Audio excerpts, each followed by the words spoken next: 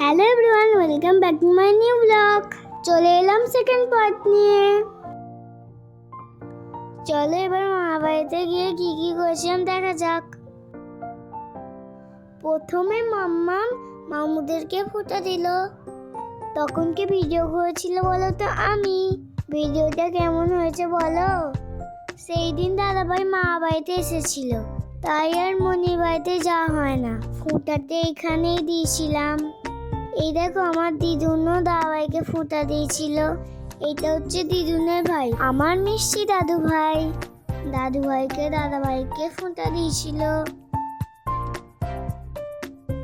আর এটা হচ্ছে আমার দিদুনের বনি, আমার মাসি দিদুন। মাসি দিদুনও ফোঁটা দিয়েছিল। তারপর সোজা চলে গেছিলাম লাঞ্চে। লাঞ্চে কি কি ছিল তোমরা তো দেখতেই পাচ্ছ।